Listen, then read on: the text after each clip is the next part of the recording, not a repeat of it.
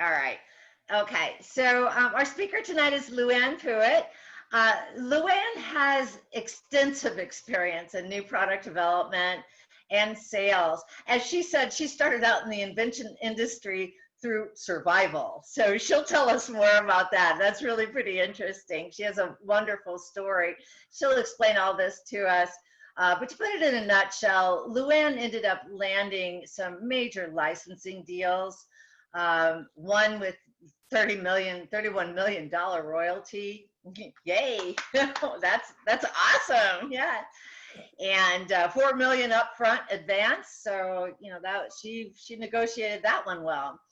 And since then, Luann spent the past 20 plus years working with inventors in consulting and marketing. She's been in front of such companies like Target, Walmart, QVC, Winn-Dixie, 7-Eleven, Snap-on Tools, HSN. If I went on and on, we could sit here for an hour going through all the contacts that Luann has. And then 2 years ago, she decided to come on board with UpRev, and she can explain a little bit more about that, you know, to us. But she was brought on by them to help expand their business also. So she kind of does a lot of different things. Very high energy lady. So she's here tonight to share her own experiences, offer us some guidance and some real life tips on how to get your product licensed. She'll also share some of the services that UpRev offers and how to utilize product development companies. So without further ado, I'd like to go ahead and turn the floor over to Luann. Thank you. All right, do I do something fancy to make me front and center, or do you guys see me? I'm all good? You see me front and center? Okay, cool. I see you front and center, yeah. Okay, first of all, you guys, thank you so much. I don't know about you, but this whole Zoom world is different, right? So yeah. The good part is we wear a dress shirt and the bottom's pajama bottom. So, right, we're all there. So we're all having fun at home. You guys, I'm really honored to be part of this. This was really sweet of Laura. I had approached Laura in the first place because my company, UpRev, that I'm with now, has offered to donate $100,000 in services if it's a COVID related product. So, and I'll show you where to send that information to. So, I guess, first of all, I should probably tell you just a little bit about my background. You guys, I was shocked to say this, 28 years I've been playing in this inventor world. And I guess you guys probably know pretty well that it's hard, right? There's a lot of ups and downs in this crazy world. I have been very lucky. I've probably done, I don't know, 20 some deals. And as you said, my claim to fame, you guys, is this baby right here. Can you see it? I can't tell if you guys can see. Okay, cool. So you guys, this product I got, like you said, I got 31 million with 4.1 million down.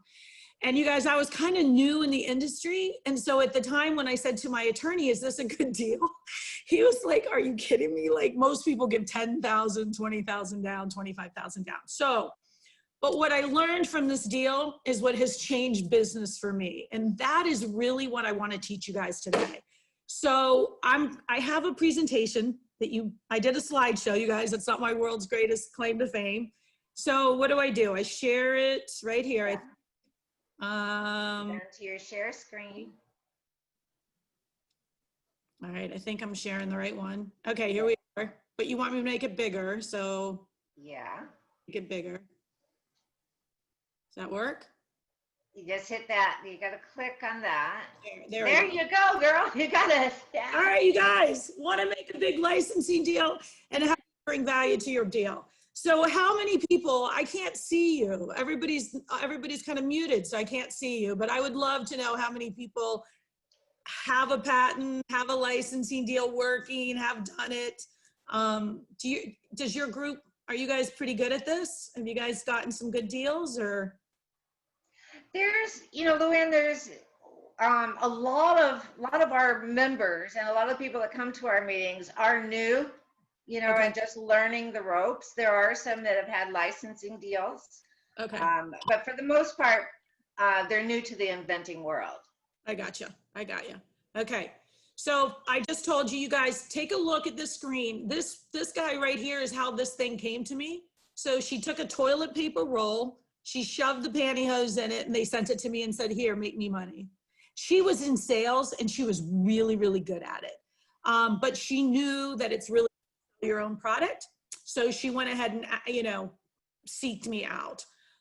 This, you guys, this product right here, and I'm going to tell you this story and my company will hate me. UpRev is a product development and engineering service company, you guys. And I came on board about 2 years ago to be creative and think out of the box to help them find better avenues for them.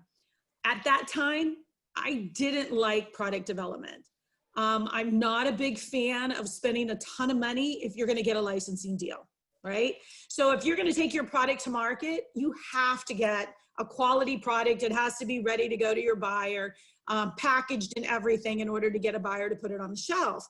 But when you're doing a licensing deal, people, they're smart. Companies are smart. They're research people, they can look at it. Their marketing team can look at it. So I have to tell you, in all of my deals, I never paid for prototyping.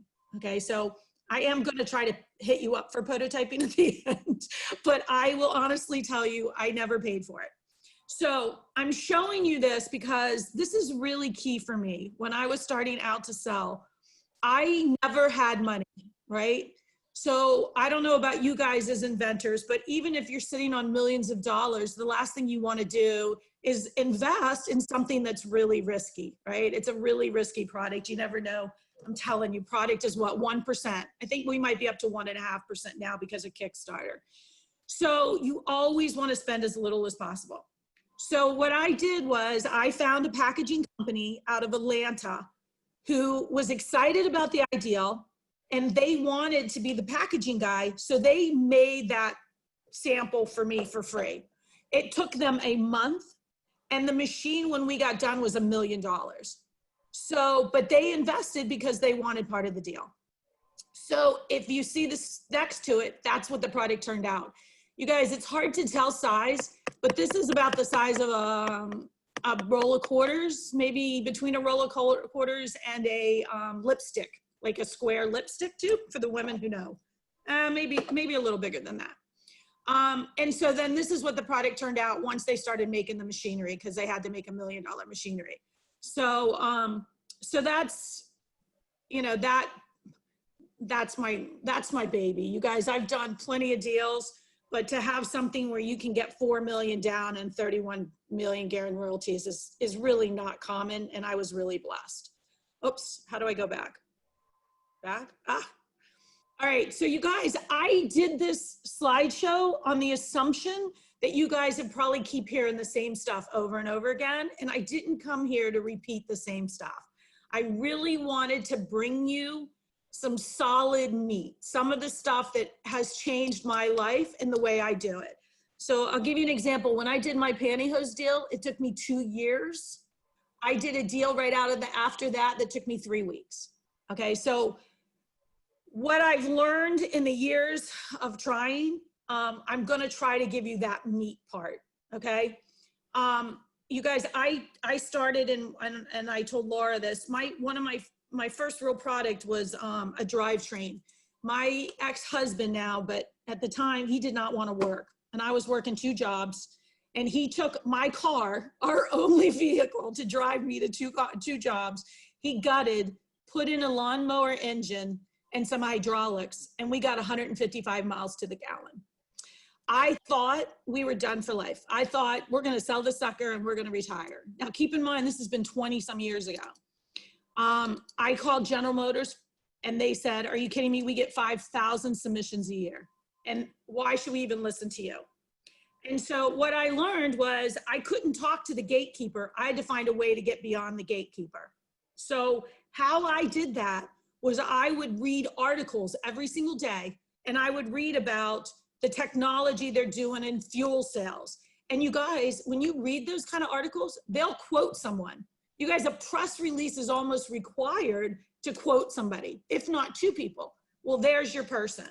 And so when I was selling when I was selling the car, I found a guy that was from United Technologies and I called and left a message and you guys, he called me back. It must've been like 8 o'clock at night.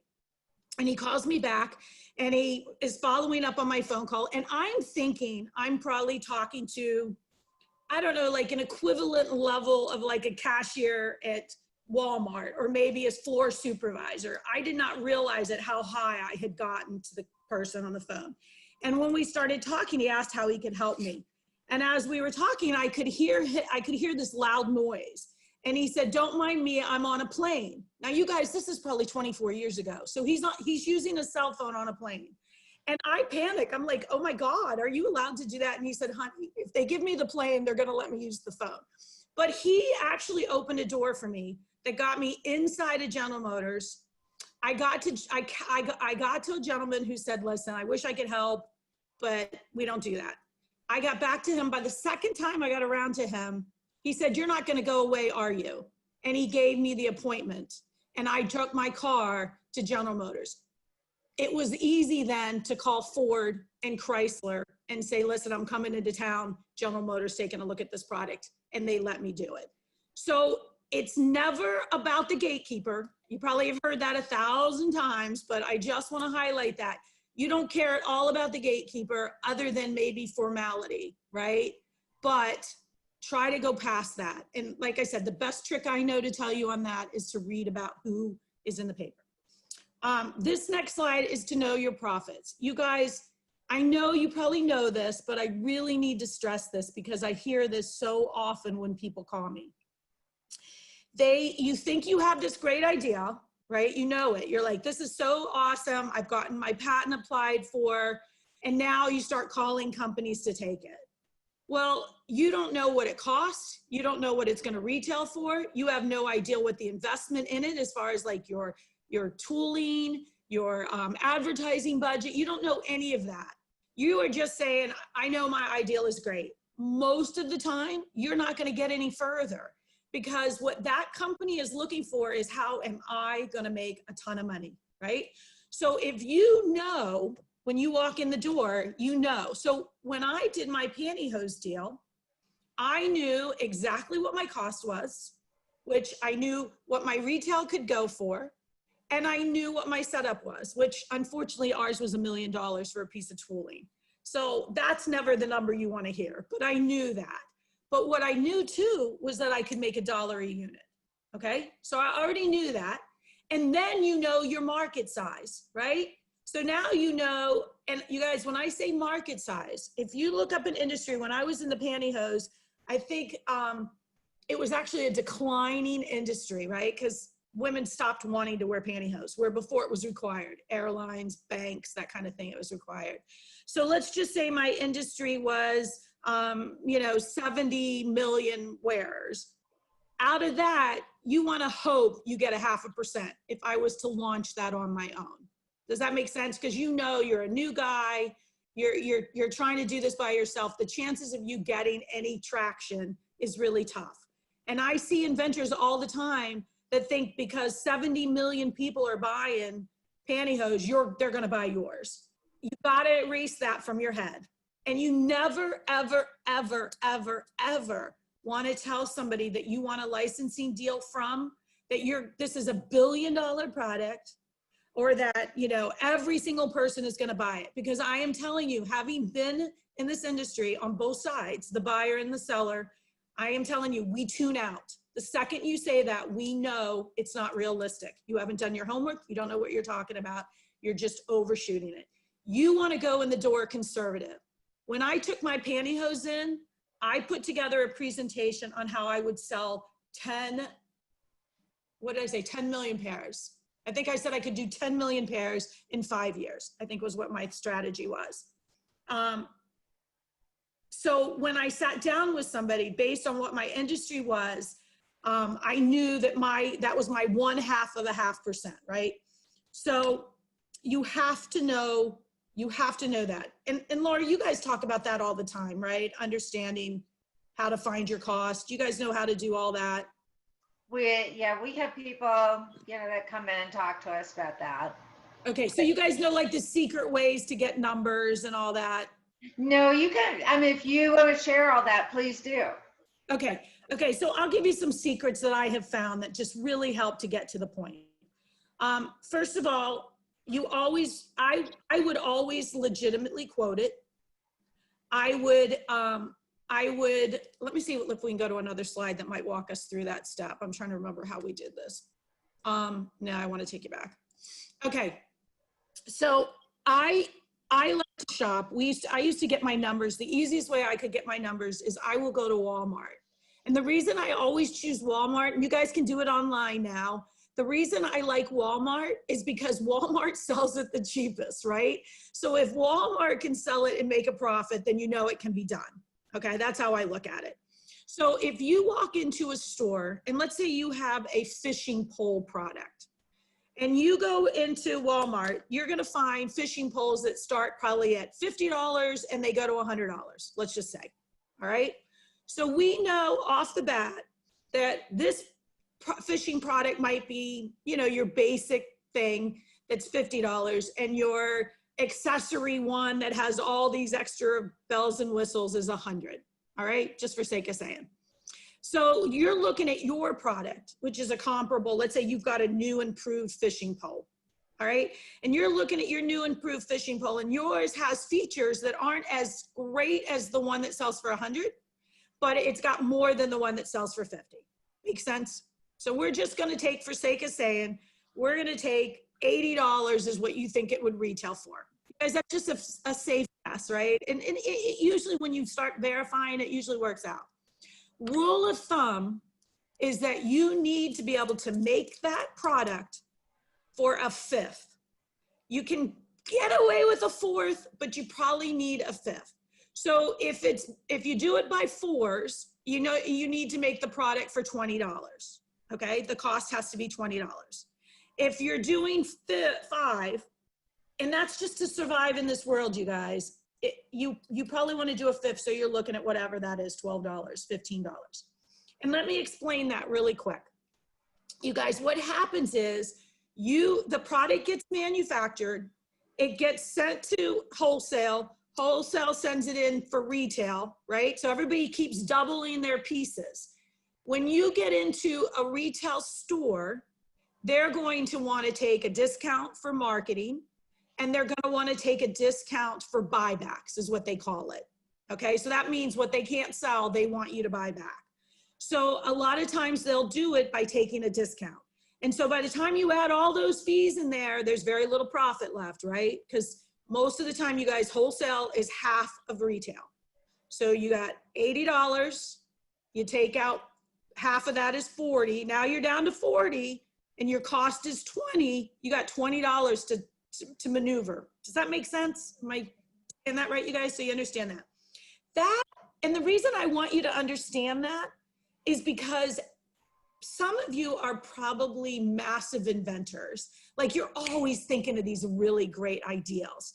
And I want you to be able to validate its profitability really quickly, okay? So using that example, let's say your product could retail for 80, maybe stretch to 100, but when you go to manufacture it and get a quote, it costs $42. You don't have a profit product. Does that make sense? So now when you go to quote something, you want your manufacturer to ask you, do you have a dollar amount in mind? Okay, because you want to guide that manufacturer to come up with a price that's right for you. All right, because you guys, I see it happen way too many times where you'll send it out to quote, they'll send it back, and it's so far off of what you need it to be. But if you sit down with your manufacturer up front and he knows what you need to be at, then he can work to make solutions for you to get there. And more importantly, he's going to buy into your success, right? Because he knows where you need to be. Does that all make sense, guys? Mm-hmm. So that's how you're going to get a retail ideal. That's how you're going to get an ideal of what you need your cost to be. But then you actually have to do a little bit of quoting, all right? And we can fake it. A lot of times you can fake it because you can say, okay, well, if this fishing pole that has nothing on it could be sold for 50, all of my parts are still on there. So you can guess that it's okay. All you're adding is your additional part, right? So if you can roughly guesstimate that, you can tell.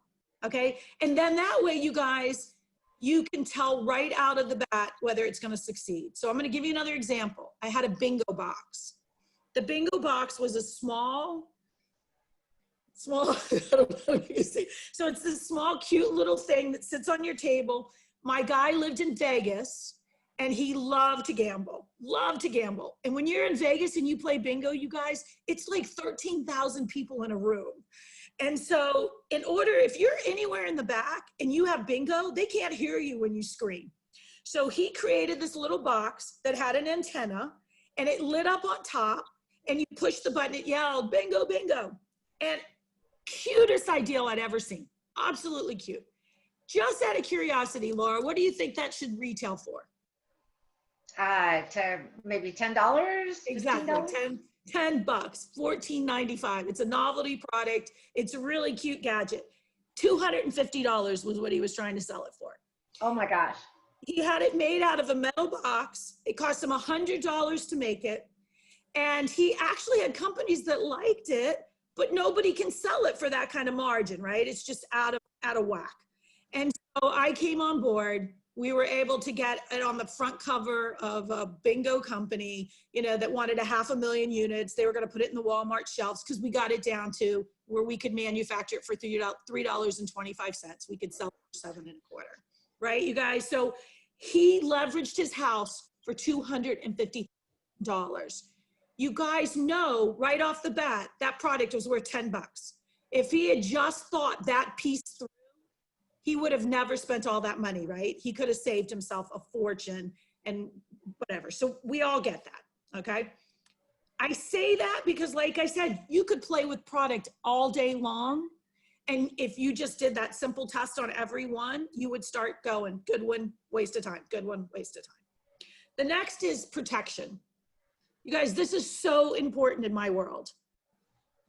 I don't want to overbear you because I'm certainly not an attorney, but I really, really, really, really want you to understand this. When you are selling for a licensing deal, you are selling your patent. That is what you sell. And you guys, when I first started out, I got to the CEO of a fishing company that wanted my product.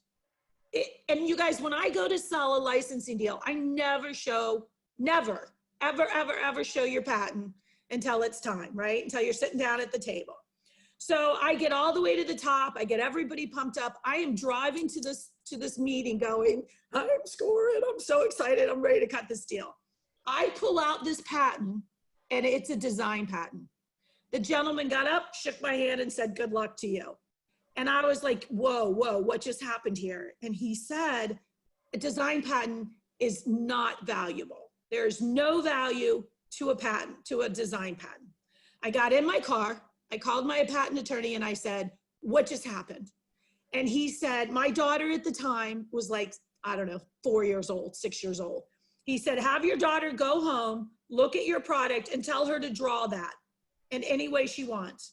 And he said she could probably come up with 5 different ways to go around that product.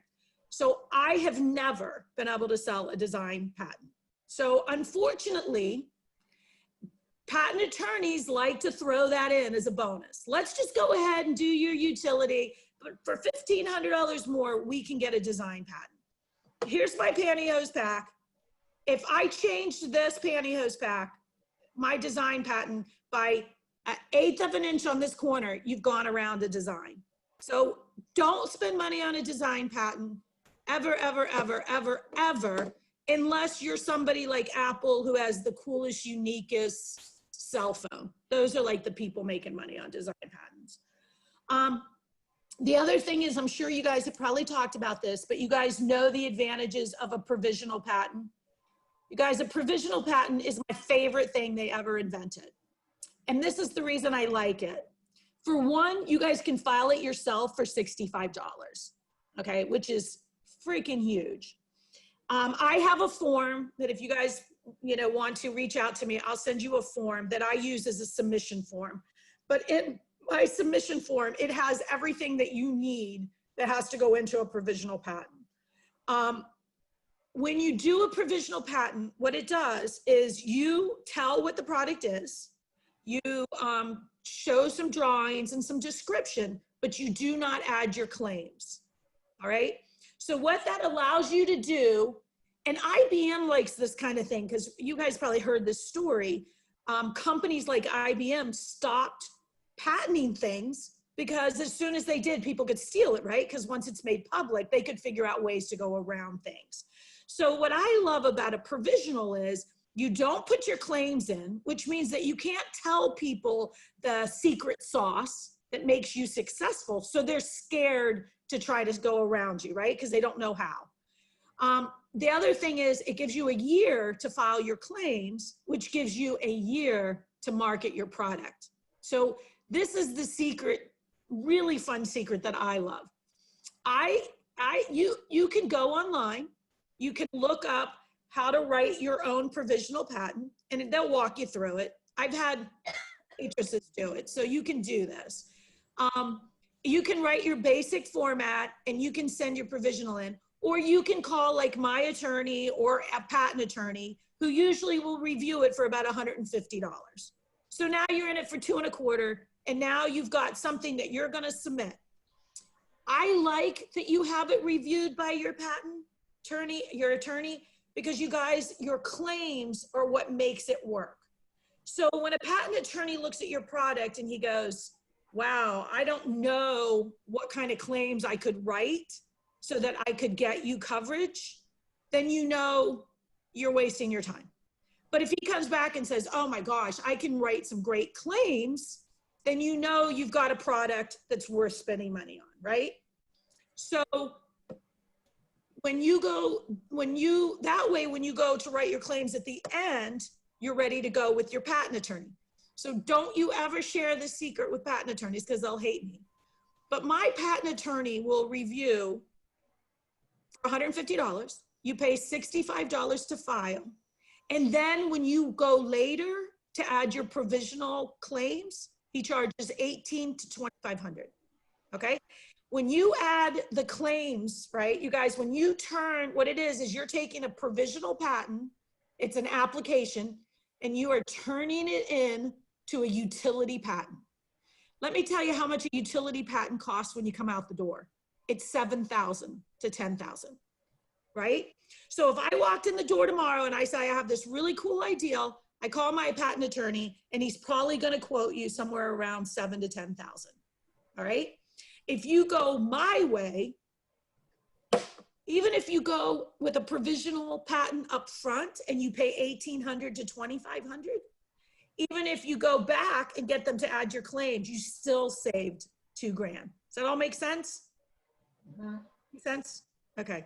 Yeah. I'm covering a lot of information, so I just want to make sure you guys, I'm saying what makes sense. So my favorite thing about a provisional is, you guys, to me, product is just product until you have a buyer. I've looked at 1,000 things. I would have passed the Croc shoe up. I would have been like, what are you, crazy? I can't sell that. And they made $350 million their first year. But you don't know what you don't know, right? The utility patent is the goal. You always want to get a utility patent if you can, right? You guys, that's the ultimate goal. And the quality of your patent is based on your claims. And you guys understand specific over broad? You guys have talked about that before? No, we haven't. Oh my God, you guys, this is the most powerful information. This is so important. You guys, a specific claim is a 3-inch cylinder by whatever this is, 1-inch cylinder, that's a specific claim. A broad claim is anytime you compress pantyhose. Isn't that freaking awesome? So if you shove, this is how my attorney said it to me. If I took a cigarette pack and shoved my pantyhose in with a pencil, I'd be infringing. So the reason I share that incredible story is because 7-Eleven paid us $25,000 to scrutinize this patent. So 7-Eleven wanted to carry this product, but if they could steal it, right? If they could steal the license, why pay us? So what they did was they called my attorney up. They said, listen, we would like to see the patent. My attorney said, sure, you can have 2 weeks, give us $25,000. Now, I never knew to do that. So my attorney walks on water in my world. But they did. So they scrutinized our patent to make sure they liked it because they were going to carry this product. So they looked at it. You guys, they didn't look at it to make sure that they carry a product they like. They looked at it because they wanted to steal it. But because my patent said, if you compress pantyhose, you infringe, they couldn't even go around it. You guys, they couldn't go 2 inches bigger, 1 inch bigger, whatever. So that is why a broad claim is huge. And if I've had clients go back to, I tell them, when you go to talk and interview your patent attorney, ask them to describe specific and broad claims. And I've had attorneys say, well, they don't even have a great way to explain that. So when you're interviewing your patent attorneys, that's what you want to know. You want to know how good they are at those claims. Okay? The other thing is, and I'm not sure I put these in the best order, but the other thing that I want you to know is who you're selling to. Okay, you guys, and I need to explain this to you because I get clients that come to me all the time and they're like, I'm so frustrated. I've been at this for 2 years. And then I find out they're going to the wrong place. So I'm going to give you one example. If you are selling, I had a woman who came to me and she was selling, she had a tent style shower curtain. She made this really cool tented shower curtain so her kids would take showers. And it really worked out great. So they had themes and she was really elaborate. It was a really cool idea. She'd been in food sales. She knew how to sell. She'd been at it for 2 years. And she calls me, I talk to her for 2 hours. I coach her through. I tell her what my suggestions are. She calls me back in 2 months and she goes, Leanne, I give up. I'm going to pay you. I don't know what I'm doing. And I said, listen, slow down. Tell me what happened. She went to tent buyers, like outside tent buyers. And I said, why is a tent buyer going to buy a shower curtain? Right? So she's like, oh my God, I never did the math. And so she called her tent person back, the sales buyer who's been so nice to her. And she said, oh my God, I'm so embarrassed. And she said, yeah, honey, I don't have avenues for distribution in anything but a regular tent. I don't distribute shower curtains. Does that make sense? So you guys, when you are looking for a licensing deal, you usually want your manufacturers, okay? So you don't want Target. Everybody comes to me and says, I want to be in Target, or I want to be in Walmart, or I want to be in wherever. First of all, when I started, they didn't do new product. Nowadays, you can do deals with Walmart and Target. You guys, they're both so positive, helping. And if you reach out to me, I can probably help you guys. I have both of them on Rolodex, on speed dial, but because they're really aggressive about trying to help. But most people want licensing deals. They like to take in new product. So they're not really looking to back your deal. So what you want is the manufacturer that has the product on the shelf. And so I always go back to the same old thing. I go shopping. So if I want a manufacturer who's selling, fishing poles, that I have the coolest fishing pole, I'm going to go and pick up every fishing pole made by, and I'm going to take track of all of that.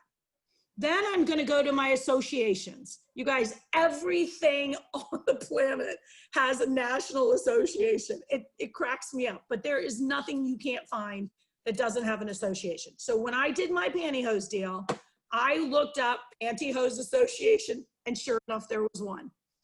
There's always magazines in the industry that will tell you who's trending, what's going on, that kind of thing. What I really love about associations, you guys, I'm lazy when it comes to doing research, and I wanted to be a lawyer, and I had to do research law, and I would literally sit in the library and cry that I can't be a lawyer because I can't do this part. So what I learned really quick about an association was that they know everything, you guys. They know who every single player is in the industry. So in my pantyhose deal, there were 5 of them. And they could tell me what percentage of the market they owned. So Sara Lee, do you guys know like Sara Lee cakes and stuff? They actually own the egg. I don't know if anybody remembers the egg for pantyhose. Mm-hmm. The egg, they own that, and they owned 51% of the market. So obviously out of those 5, who do I want to sell to? I want to sell to Sara Lee. The other guy had like 3% and 17%. It was like that. So now you have these 5 manufacturers in your industry. And I'm telling you, I like to call. I usually call some really nice girl who will tell me everything I want to know. So you're on the phone, they tell you who it is, they promise to send you an email, and now you have this stat. So now I know these are the 5. In all of the industries and all of the products I've had in my career, the most I've ever seen in one industry is 19 manufacturers. Because you guys, most manufacturers make private label. So they're making it for 4 other people or 6 other people, okay? So I'm just giving you a hint that on any product that you have, it's usually a pretty finite person that you know, industry that you can go after. So now I have these 5 for this pantyhose deal.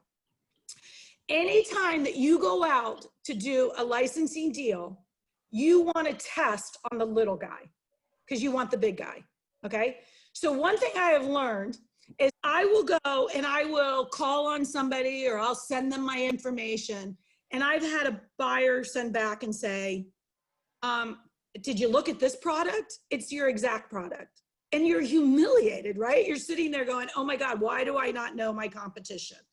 And that's, again, where your association, your magazines, going shopping, you're going to find your competition. So I like to get all of that information from people in the industry so that when I get on the phone, I look educated and not stupid, right? So now I make my first pitch and it'll be the worst pitch that you've ever made. You will fumble, you'll be like, I got this product and I blah, blah, blah. But it doesn't matter because that guy is going to teach you what you're going to say at the next guy. And by the time you get to the one you want, you've narrowed down so your pitch is so good, you're going to have the highest shot. Make sense? So on my pantyhose deal, I got to Sara Lee. Sara Lee offered me $2 million cash and we passed. Now, at the time, I was pretty new at this and I thought, I can't believe we're passing. But my client would have to pay taxes, pay me, and they were going to shelf it. So that was it. They just didn't want competition. So they just wanted to remove it. So what do you do now when you don't have any more customers, right? I just told you, you have 5 manufacturers who are in your industry that most likely want your product. And that's what happened to me. So prior to that, I had sold a tool to Snap-on. I had sold a gas cap. I had been in front of General Motors, Ford, and Chrysler. I had a big deal for $7.5 million with a heater product. I thought I was all that in a bag of chips. But the deal I got for Snap-on was $25,000 down with a minimum guarantees of $75,000 a year because I didn't have an argument. I just knew I had a good product, right? So I had a product, I had a story, and I wasn't scared to talk to anybody. When I got to the Sara Lee problem, I went, holy crap, what do I do now? And this is my favorite thing to teach you. It is, I want you to fake it till you sell it, all right? I want you, and I think Laura told me this, so she probably has taught you guys this, but I want you to act like this is your company, that you have 200 million in the bank, you can do whatever you want to make your product succeed. I need you to get into that mindset, right? Total mindset. So when you're in that mindset, you guys, you don't think like an inventor, right? You don't sell like an inventor. You sell like a very sharp, conservative businessman. And I can't stress this enough. I had a medical product that I got to a infomercial company. They promised me 2 million units in sales the first year, plus they'd take it into all the stores. When I finally let my inventor talk to them, they called me back and said, never. We don't care how good this product is. We will never work with this inventor. I've had that happen to me several times. And so I say this with love.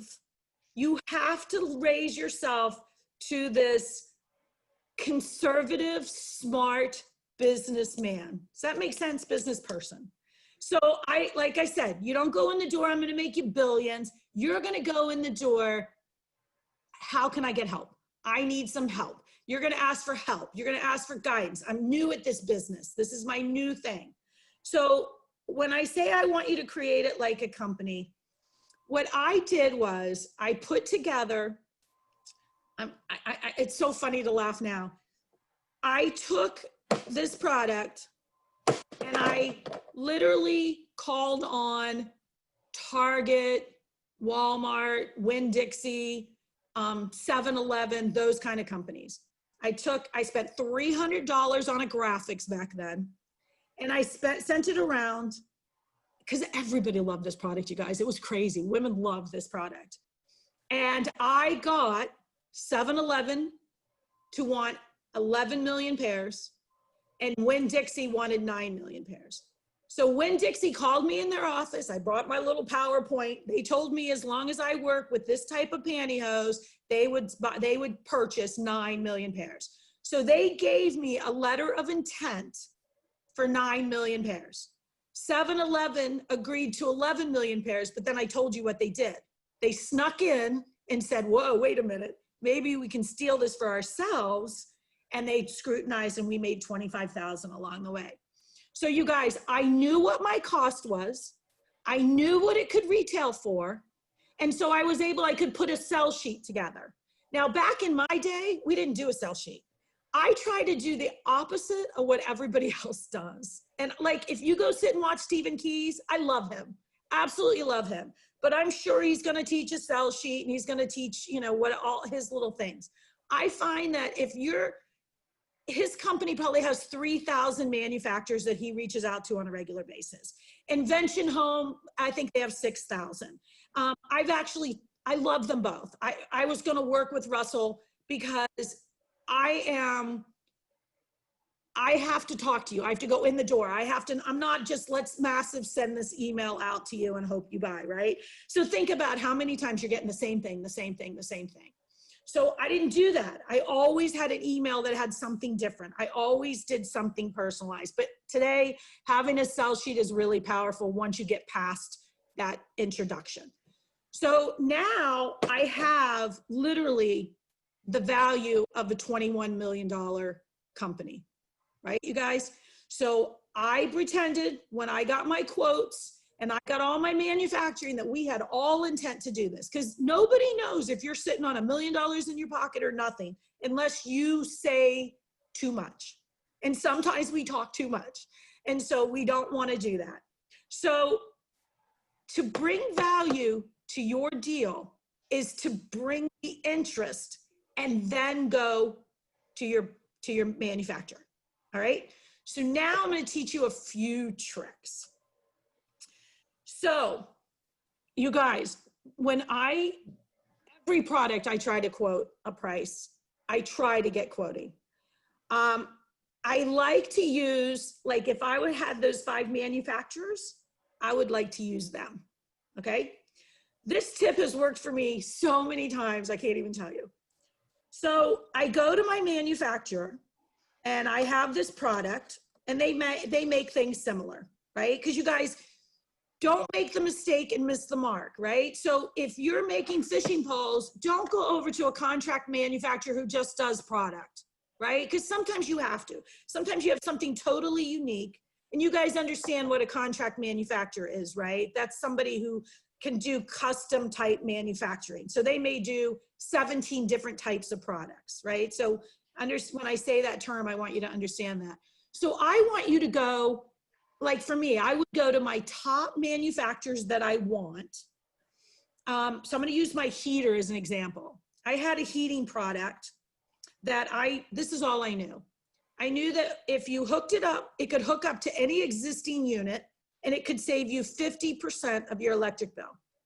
You guys, I went to a trade show of heaters. I was there 3 days with my girlfriend who was a interior designer. And we went to this trade show and we created a story. And so what I told these companies was, and it was the truth, never lie because you will never remember what you lied about. So you have to get your facts straight. So in my case, this was true. My husband was the inventor. We had created a company because we sold stocks. So I can teach you that trick, but we sold some stock to generate revenue. So we called ourselves a research and development company. I walked into a trade show. I introduced myself. I said, look, I'm with this research and development company. I'm really just the front guy. We got lucky. We were allowed to come out on this trip, and we're just trying to get some idea. So I have a heater. I have, you know, this capability. Do you guys think you could either quote it for me? Do you think there would be a way that, you know, we could talk about quoting it? I said, I think we want to keep it for ourselves, but I'm here to find out. 9 companies, you guys, 9. If you've been in this industry anytime at all, I got 9 to sign my NDA. You guys, that's like never heard of. So you guys understand, when you go to big companies, they have an NDA that really protects them, right? And you know that no matter how hard you try, if you want to do a deal with them, you have to sign it. You guys understand that, right? And I try to get you to go behind the gatekeeper is because sometimes you'll luck out and you don't have to sign theirs. But the reason is big companies spend a lot of money on research and development. They don't want to be making something that they're looking at. So they have to give this really good NDA. The ideal would be to get them to sign your NDA. 9, calling my attorney and signing my NDA before I got home from the show. They nicknamed it the Beast. They were chanting it while we were there. They came back with quotes that were incredible. But you know what else they also did? Everyone offered to buy it, to license it. And what did I want when I walked in the door? I wanted to license it. Did I tell them that? Never. I told them I was going to manufacture it and keep it for myself. Okay. So the trick to this game, when I say you gather your intelligence, you guys, this is so important. I want you to go to your magazines. I want you to go to your articles. I want you to call your buyers. I want you to talk to anyone in the industry that can give you advice. So one of my favorite people to call is your distributors. Okay, so I'm going to give you my handcuff story. I had a pair of handcuffs. When somebody was trying to pick them, which I found out most criminals try to, they go off, alarm goes off, so that the officers in the front of the car can tell that it's being picked because an officer was killed, which is the reason my client came up with this idea. All right, so what I did and what I like to do on most products is I called distributors of handcuffs, right? Because you guys, usually there's a distributor in almost every product line. So I call up the distributor and I talk to whoever the sweet girl. I ask her if they carry a handcuff that has an alarm. And she said, no, man, that sounds like a really cool idea. And I said, well, I actually have one. She said, you got to wait. I'm going to get you my boss. The boss gets on the phone. He's so excited. He gives me every manufacturer and the contact person and said, tell him to call you. You guys, don't get better than that. So now I got the manufacturers with a referral from Fred that says, you got to see this product, right? I mean, life doesn't get better. So you guys, out of the 3, 2 wanted the product. And then we had a problem. I did not do my homework. I did not realize going out in the game what size my market was. So you guys, my handcuffs, they sold about 500,000 units a year. Well, when you get a licensing deal on 500,000 units with your little 5% on their profits, it was like, I don't know, $16,000 for my client, which means when I take a deal, I take 10%. I was going to make $1,600. I was like, we're not doing this. We're not doing this. So I went back to my distributor and I said to my distributor, would you carry this product if it didn't have, you know, Peerless or whatever it is, Smith & Wesson on it? And they said, yeah, of course. It's an awesome product. I said, can you give me an idea how many I'd sell? And you always get it in writing, right? You want an email that states back and forth. So they said, look, realistically, being you guys are new and us having to promote it, we could probably do about 25,000. So you guys, I already knew my cost. I already knew what it would retail for. I already had somebody lined up to manufacture it. So my guy can make 400,000 a year instead of selling off the company. So see what I'm saying? So you're going to gather your intelligence, right? And now you're going to call on the manufacturer that you want. So you call on your intelligence, you get all your intelligence gathered. So I just want you to name drop is really what I'm saying. And I want you to be honest when you're name dropping, because I don't want you to lie. I want you to say, I talked to so-and-so, and this is what they said. So now you get on the call, and this is really, really, really important that you guys listen to this, because how you say things sometimes can make a huge impact. So when you call up the guy, you're going to call, I don't know, whoever it is, Briggs and Stratton, I don't know, whoever you want to call, and you ask them, do you manufacture for just yourself, or do you manufacture for others, right? You already know these 5 people. They're the biggest players in the world. And some manufacturers don't manufacture for other people, but some do. So that's the first question, because otherwise they're going to say, no, we don't do it. But if they do it, which most of the time they do, you're going to say that I have this product and I wondered if you'd be able to quote it for me. And so they're going to say, sure, I got to take a look at it. You got to send it over. I'll tell them what it is. I'll describe it. I know a lot of people worry about getting an NDA. I always work with a provisional. So if you filed your provisional, I don't care if I talk to them, right? You guys, so it's up to you how you handle that. I find that the more barriers I put in the way for people, the less fun it goes, right? So if I say, well, I really want to talk to you about my product, but I need an NDA signed first, then they're like, oh, great. And over the NDA, now you got to do this, now you got to do that, right? So if you've got filed, you guys, you're protected as good as you are with your NDA anyway. So you're now having this conversation. And you guys, I don't know how many of you have quoted manufacturing, but you're gonna want to know tooling cost. You're gonna want to know how much per unit. You're gonna want to know lead times. And then there's the magic thing they're gonna ask. How many quantities do you want? Well, we all know, right, that if you order 1 million units, you're gonna get a way better price than if you order 1,000, right? But none of us can afford 1 million units out the door. So what you're gonna say is this, and you guys, I work with Target, so feel free to use this. You're gonna say, to be honest, I don't know. I have talked to, and you're gonna tell who you talked to. So I would say, I have talked to a buyer at Target, and they seemed way more excited than I ever expected. So I don't really know what to tell you for quantities. I mean, I was thinking I would start with 1,000, but the way they were talking, they could do 25,000 a month, right? Because you guys, even if your conversation was, and you got to ask those questions when you're talking to your buyer. If you like the product, what kind of numbers would you do? Because they're going to come back and they're going to tell you things like, we'll start regionally. We're probably going to do X amount, so regionally. We're going to do this, we're going to do that. You don't have to share that Target said, look, we're not interested. You just got numbers and a name and a real conversation. So now when you're talking to your manufacturer, you're like, I don't really know. I didn't expect it to go so well. It's been so well received. I like to have 2 or 3 so that I can say to them a conversation like, well, I talked to so-and-so at the distribution, you know, whoever your distributor was with so-and-so, and I talked to them and they talked about distributing, you know, they would work with me and distribute X amount of units. You know, have you ever worked with them before? You know, get that information, because that is those kind of information that is going to move you forward. So now this guy on the other line is going, holy crap, they've got Target interested. They've got this distributor interested.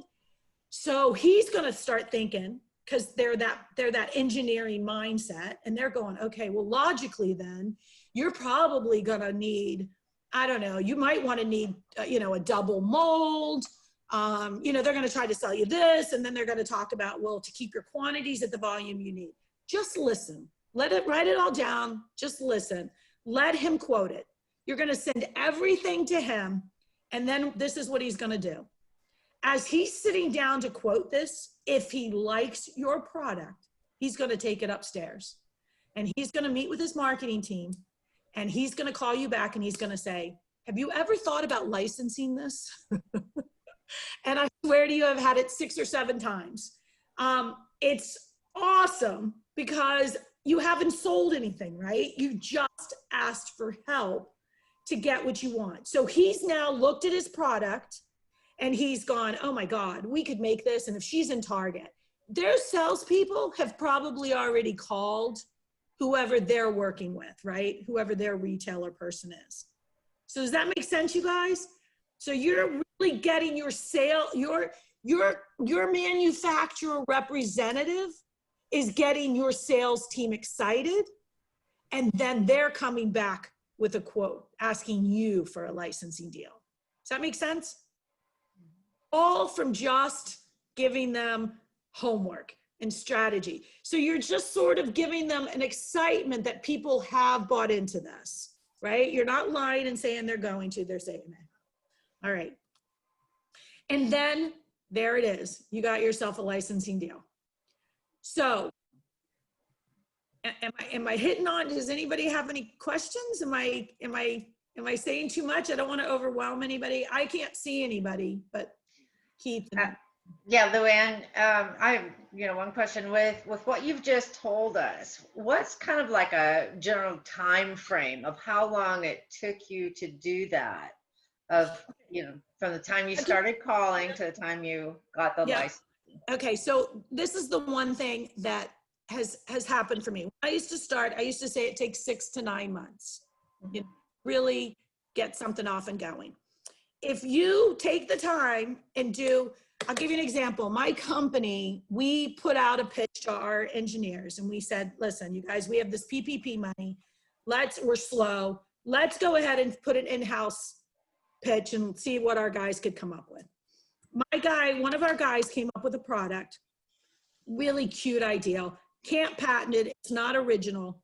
But what's really cool is it's an upgrade on a product that already exists. Okay. This product that already exists has sold in, I don't know, I think he told me 38,000 stores.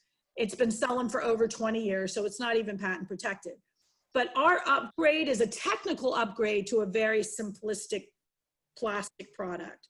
So my team sat down and they all go running amok and how are we going to do this? And I'm like, the molds are going to cost thousands. And I said, why don't I just call them and let's partner? I called them, we're going to partner. It made sense for everybody because we do tech really well. They do plastic really well. They have a product that's been on the market, but we can give them a new version. It took me a week, right? We did a simple sell sheet. I made a call. We made a simple sell sheet. And you guys, the way we did it, we're going to supply the technical piece that will go in the plastic. Their team has gone to their retailers and said, wow, it has to be this price. This is what we'll do. They're coming back with a purchase order. I didn't spend a dime, not a dime. Does that make sense, you guys? And now I have a purchase order because this company has a 20-year-old brand. So now I have a purchase order that's not for 5,000 units. It's for 25,000 units. And I can borrow against that to make my component.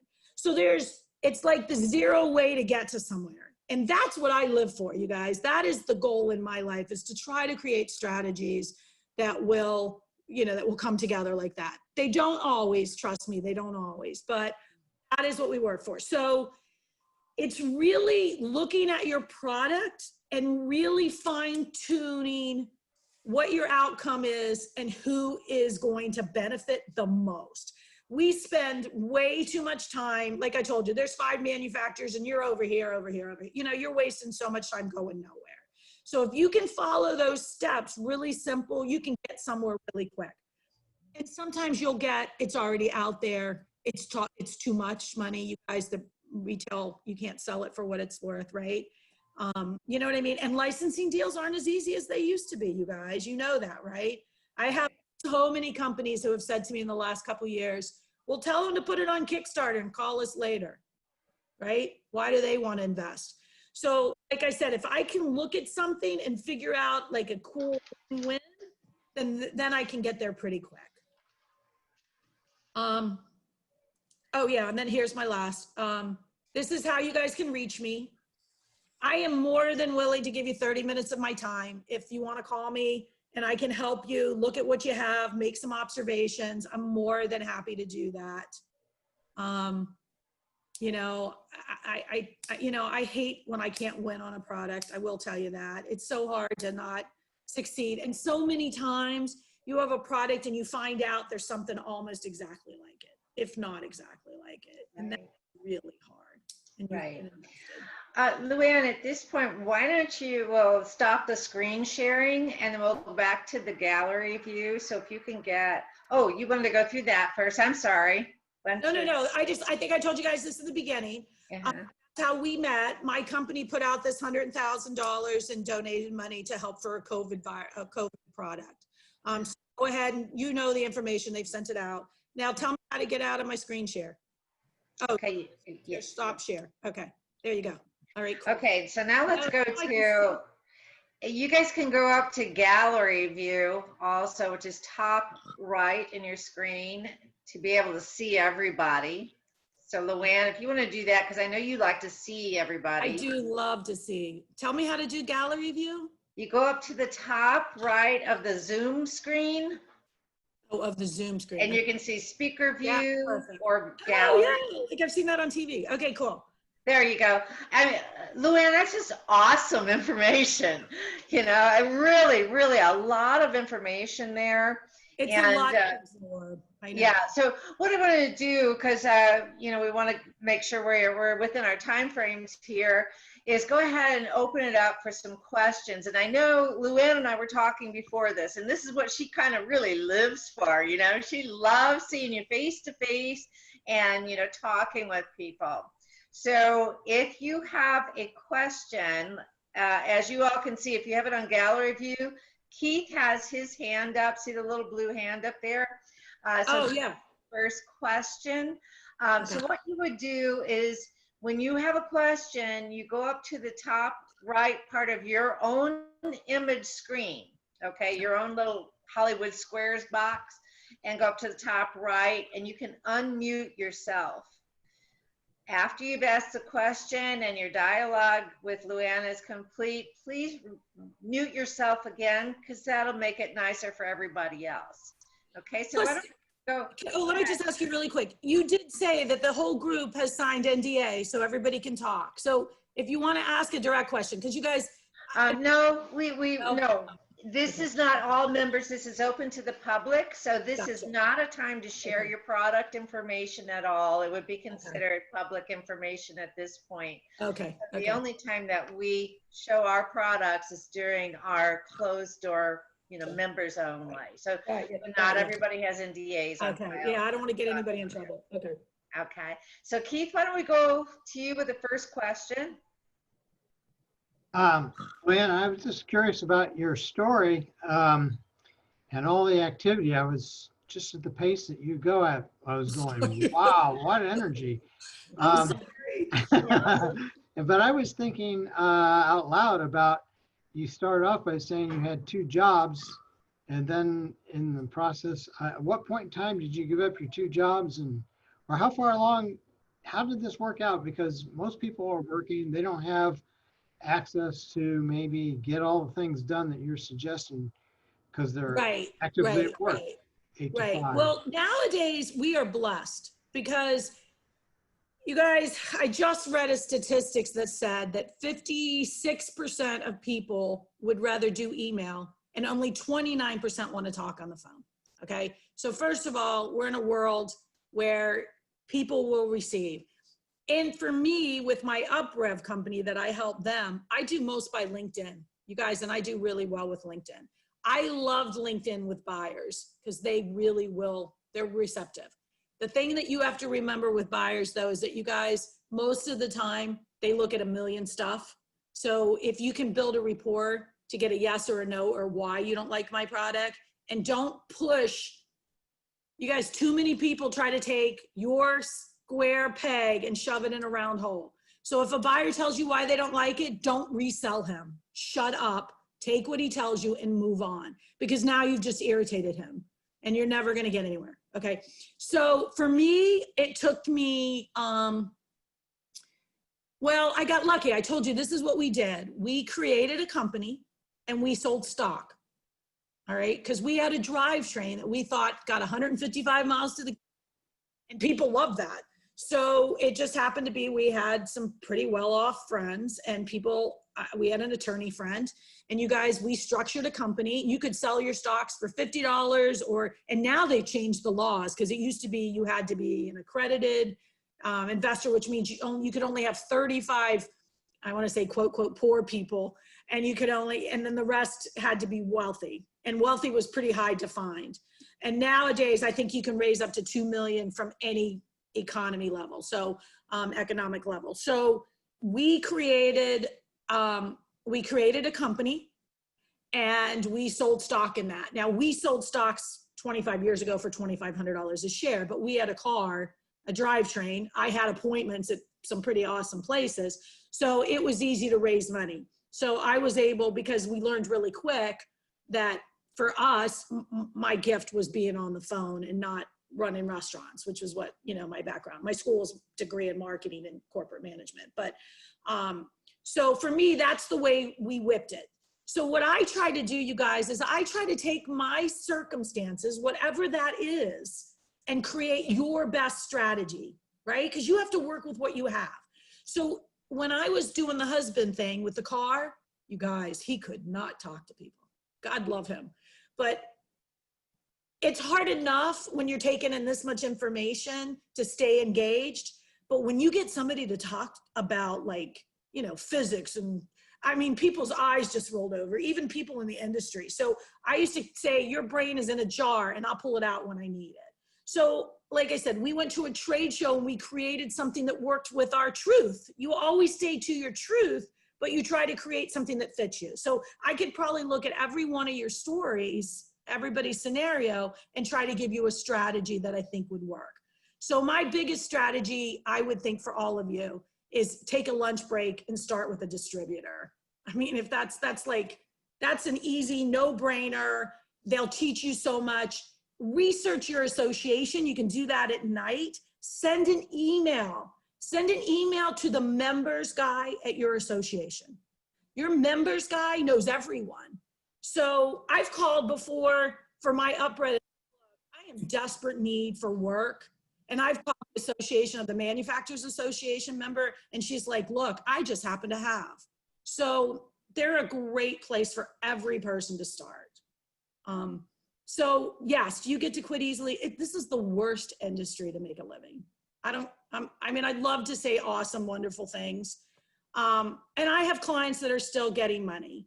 But you guys, it's kind of, it's a very, I don't want to say cyclical, but it definitely has an incline, right?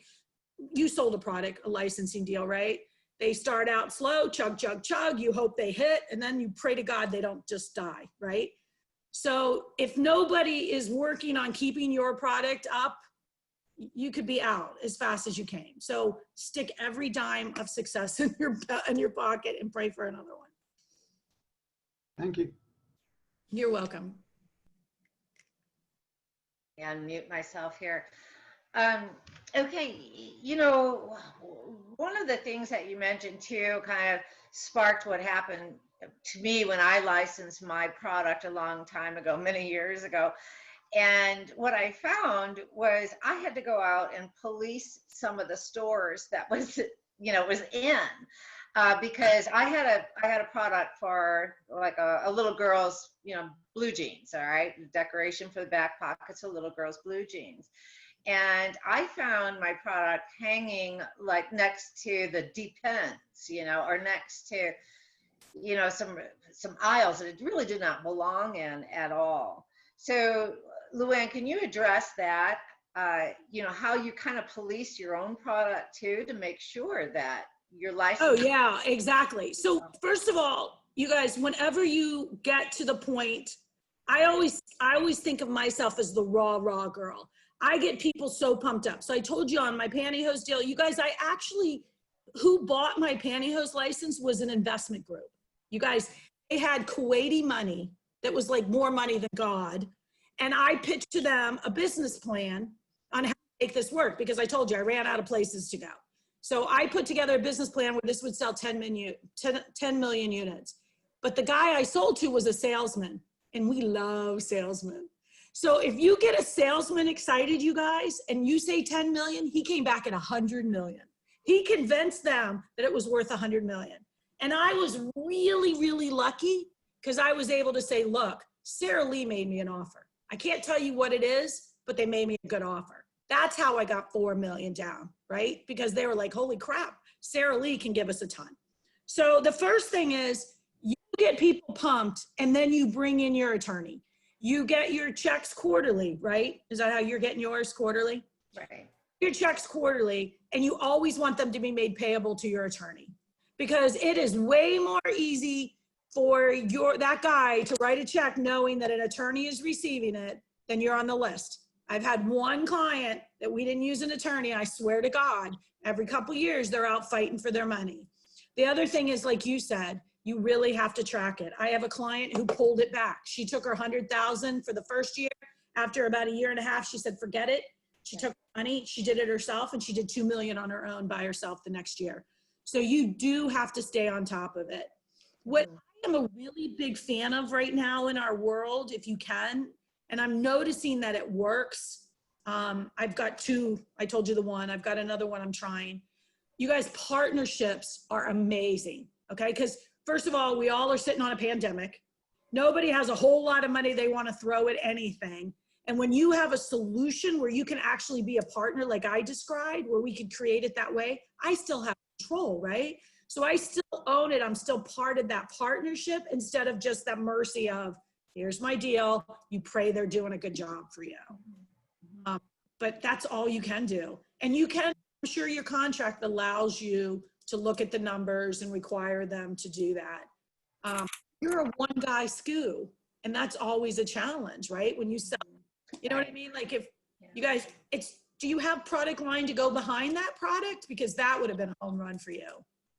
Do you know what I mean? Because that made you valuable, more valuable. Yeah, the line extension. Yeah. You know, this is such incredibly awesome information, you know, like one thing I have just learned, everybody, is, well, I've learned a ton of things listening to Luann here tonight, but one thing I never thought of is going straight to the distributor to get your information and to learn. That is just so awesome information. I mean, that alone, my attorney used to tell me, you guys, don't share all this. Keep this for yourself. And I'm like, oh my God, I don't have time to help everyone, right? Yeah.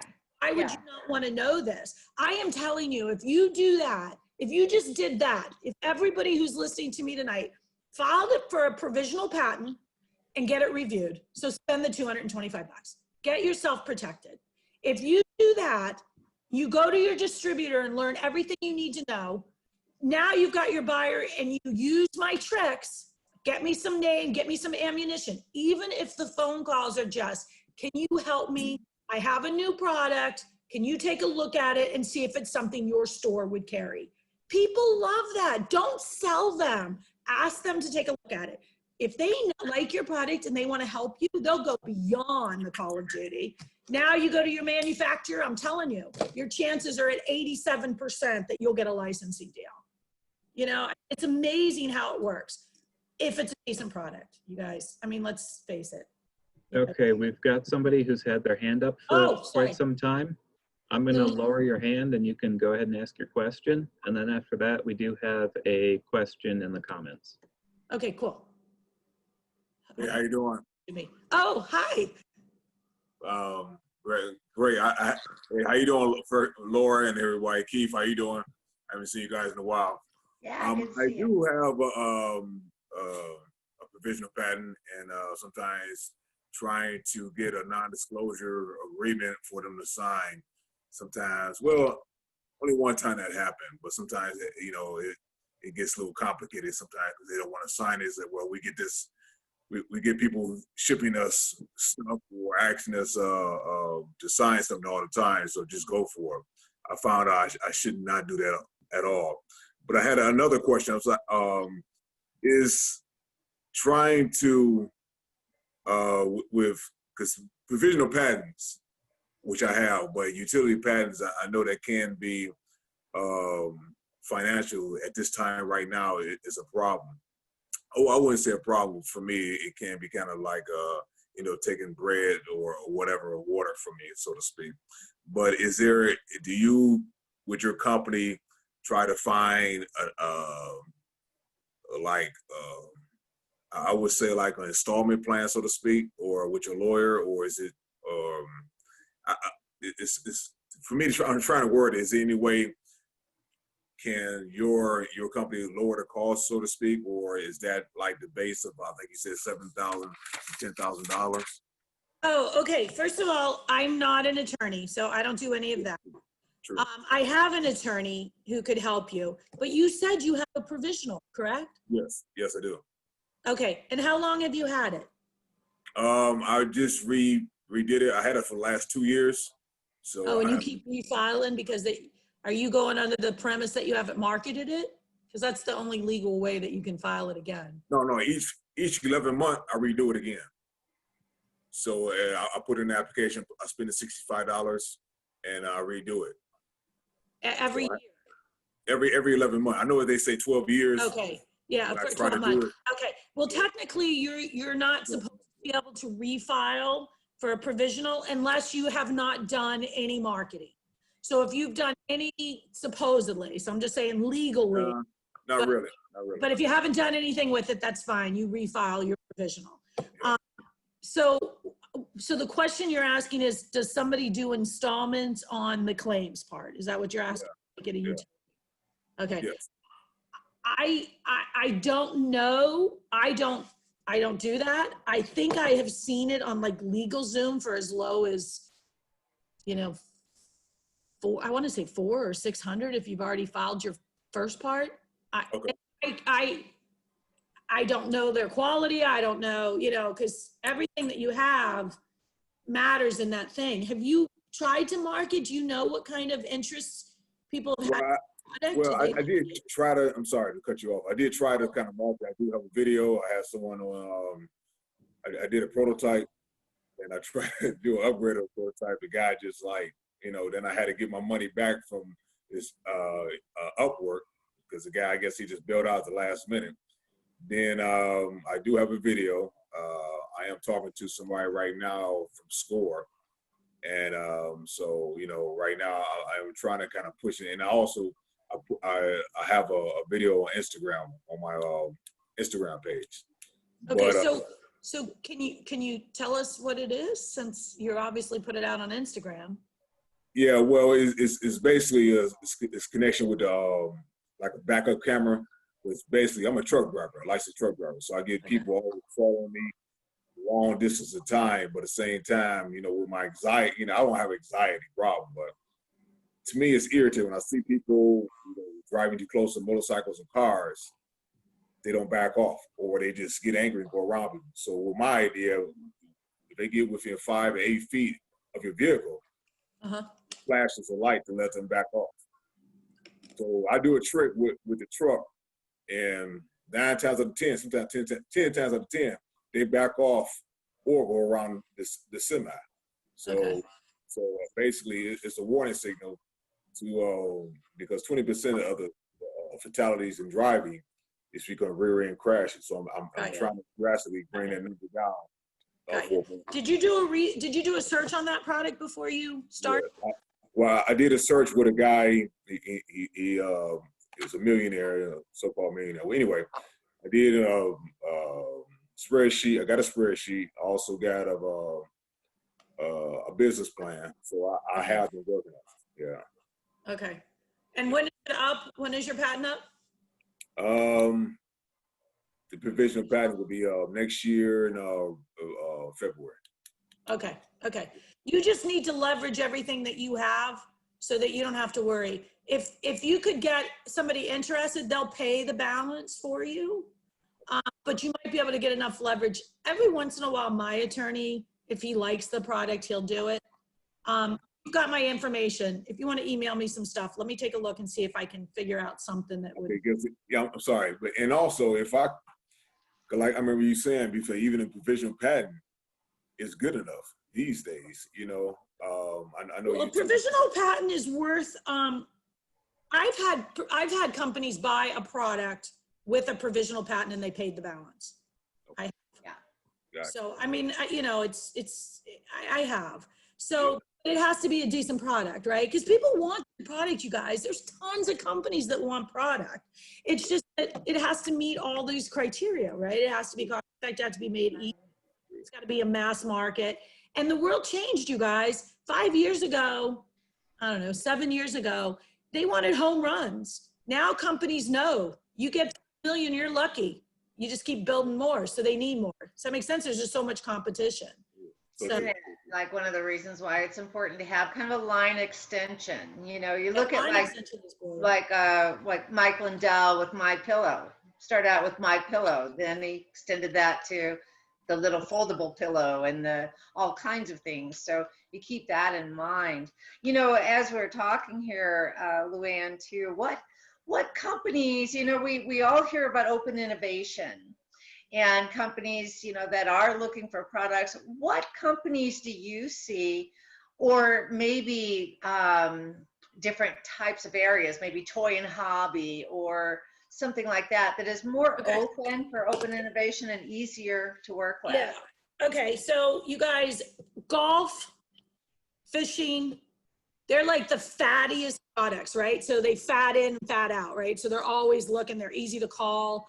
Companies will talk to you like crazy. Toys, name some more, give me some more ideas, like what you guys have. Well, you know, like right now with COVID-19, you know, what kinds of products do you think, you know, would be really hot right now? Like, you know, maybe So if you Santa- guys were to invent, are you guys like all like really smart people that invent stuff? Because they're they used all are, I'm not. okay, because they're, and you'll have to look it up. I don't know if it's still there, but it used to be there. There was a fraud site, and let me think what he called it. I don't know, but they used to have companies that were looking for stuff. So let me see what I can give you, because I work with companies like Qualcomm, IBM. Sometimes they'll put out a call. Sometimes, you know, like I used to have, you know, other companies that sometimes they're looking. In fact, I can think of one night right now. If you guys go on General Mills, Uh-huh. Mills has a GWin section. It's called GWin, and they are looking for these products. So they've got listed 4 or 5. Now, of course, they're kind of, some of them are food related, but they also have submarine. So, you know, it's worth looking at. I think you guys, Life Brand, you guys know, you know, anything like XOXO, anything with like home accessories, you know, that kind of product, huge. You can pretty much get a deal. You guys, infomercial companies call me all the time begging for products. Yeah. So if you had anything that was a mass produced product, and I can get you an answer in a day or 2. You know, they're really quick to respond. I think if you can do something in a industry, if you're like an engineering genius and you can do something that's kind of really intense and cool, you could probably get anybody. But you guys, I'm trying to think of all the companies now that you go to and you look them up. They all have a submission place. The problem, the submission spot is you're stuck at the submission spot. Right. You know, now if you go to QVC and you send it on Sprouts, they're sending it over to Invention Home. Do you guys know who Invention Home is? Yeah. You guys heard of that company? I Okay. don't know that they have, so go ahead, Okay. please tell us. Okay, you guys, there's probably 2 or 3 companies that you've heard of, right? So Invention Home is Russell Williams. He started the company 10, 12, I don't know, 12 or 14 years ago, I think. He started it because him and a cousin invented a product for pets. Pets is a great industry, you guys, pets. Kids products, toys, baby stuff, always looking. You guys, if you have anything at all for like, you know, HSN or QVC, I work with their innovation group. But you guys have to make those products. Those are not licensing deals. So that's the trade-off.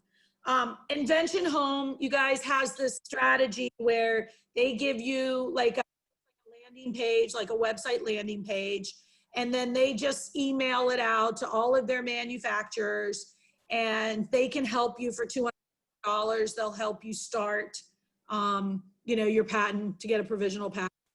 And then, you know, you kind of sit in their group. But he's reputable. He's made some good reputation. He's got some friends. He's done some licensing deals. When I met him back then, I had done more deals than he had, and he had a company at 24. But they've gotten good. You know, Yeah. Stephen Key is famous, right? Stephen Key is the one that teaches you to do it right. I think he's expensive, unfortunately.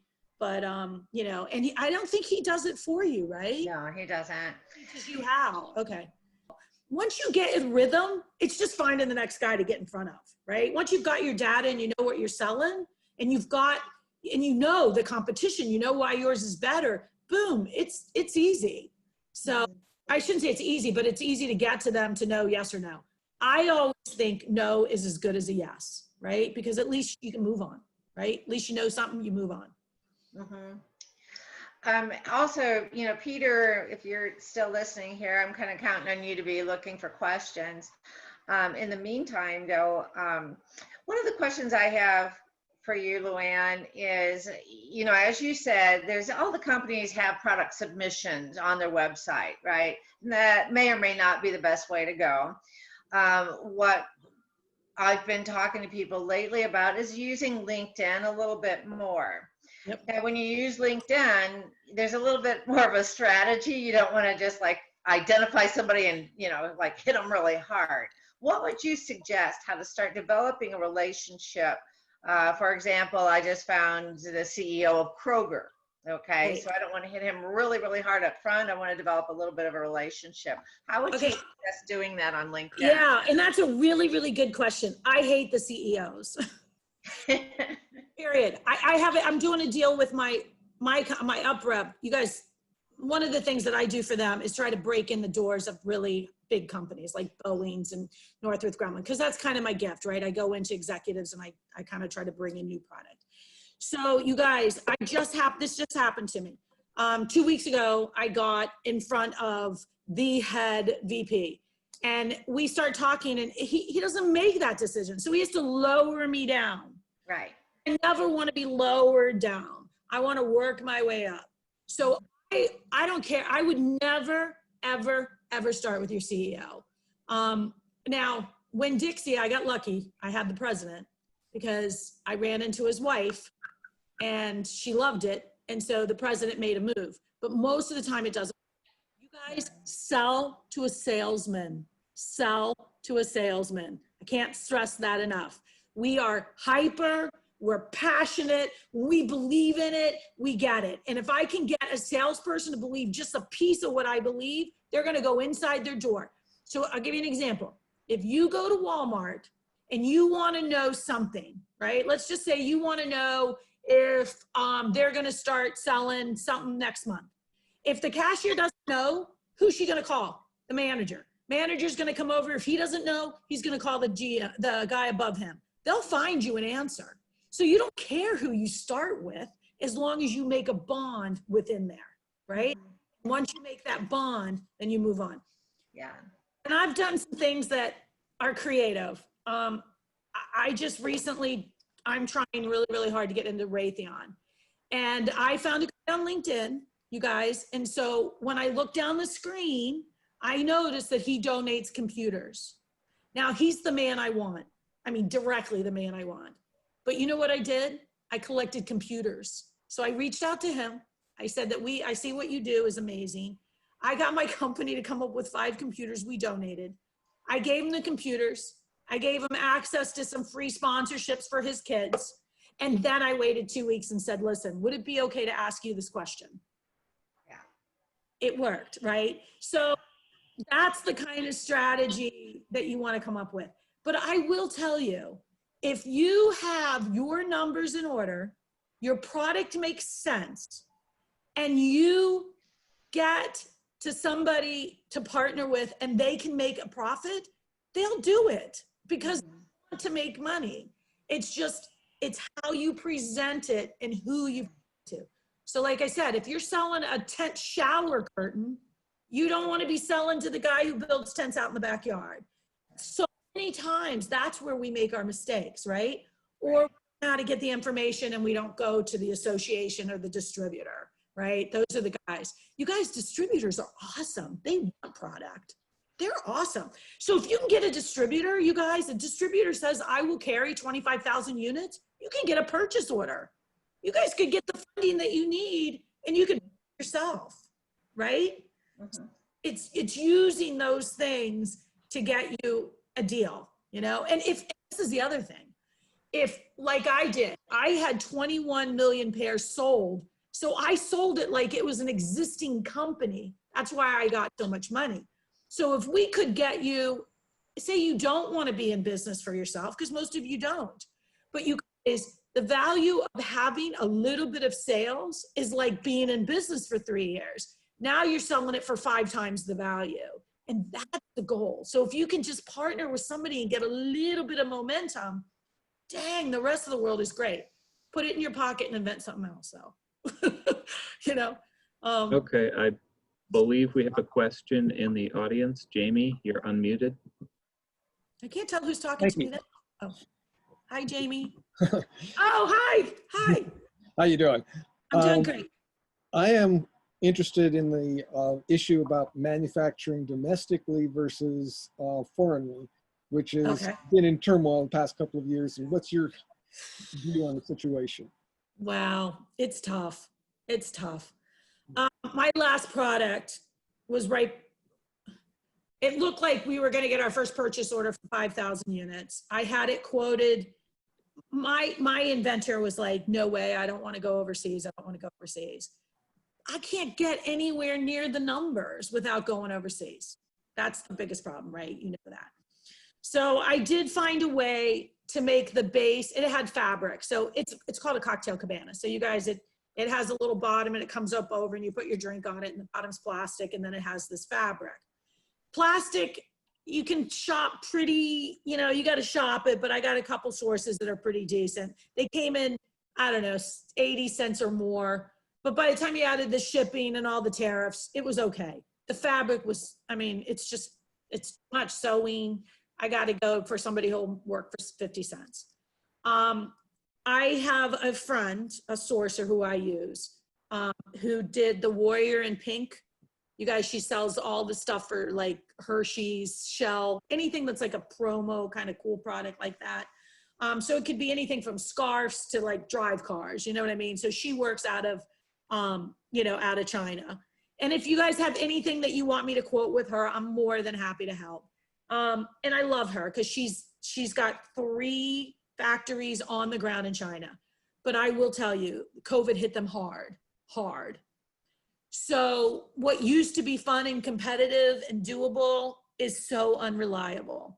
So in my past, I would say I've had 4 or 5 in the last 5 years who have never gotten product out of China the way it was supposed to be.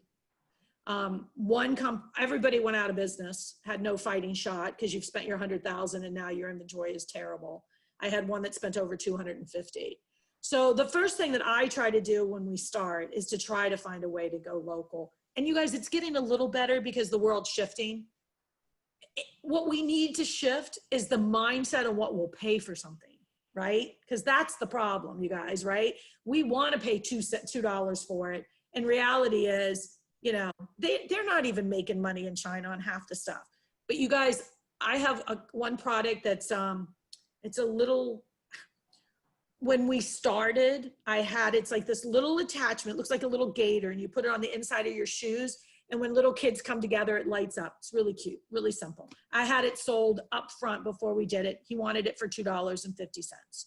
I couldn't get it manufactured for less than $3. That was out of China. Now, my girls, I connected my inventors with Damon John's group. You guys, I work with Damon John. I work with Barbara Corkin's group. They're such good people. But the manufacturers for Damon John's group took over. So they went on with them and did the stuff. When they came back to me, it was $22, $11 in tariffs. And I was like, what the frick have you done? Wow.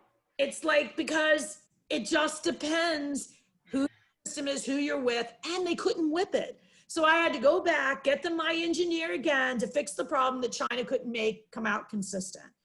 So I'm okay. I love the US, but you gotta it can't be fabric. It can't be something that's hand intensive. And you want a margin, right? You want a product that you're praying to God has enough room, that's home free. So I have a girl that has a product that's a fitness product. She's selling it for like $299 and we're making it with used parts and it's coming in at 40, but she's selling it online retail and she's making $200 a unit, not batting an eye. That's a home run. But if you're making a product that's, I'm looking at one now that's a little coaster for a fishing thing, and you put it in there and you put your like pliers and your scissors and it's a little plastic piece. And I mean, are you kidding? US is like $3 a unit. And they want 40 cents in China, even with. Yeah. I would stay out of China right now. I can tell you that I have a resource that's doing Dominican Republic. The only thing worries about me with the Dominic is hurricanes come, life changes. I know they say Mexico, but you don't want to go there. You know, I know companies that are there. I work with Jabil. Do you guys know who Jabil is? Jabil is the largest contract manufacturer in the States, in the United States. They're like liquid 2 million. I mean, like they're ridiculous. So they make all the products for the big players in the world, like Conair or, you know, like big names they make, because they make very small margin and they oversee. And so they do, most of their stuff is moved to like Taiwan, Indonesia. Like that's been an issue for them for over a year. Like their companies have come on board and said, we're not doing China at all anymore. And so we're starting. So I might have some resources to help you. And then I know people are paranoid and they're washing their products and they're worried about the COVID and all that too. So I don't know if that's real. Thank you, Laura. That was a very good effort. Thais, hi. Thank you for putting this all together. And thank you, Peter, Luann. It's great to see you. Sorry, I can't have my video on right now. We connected on LinkedIn, and speaking of LinkedIn, thank you for being so responsive.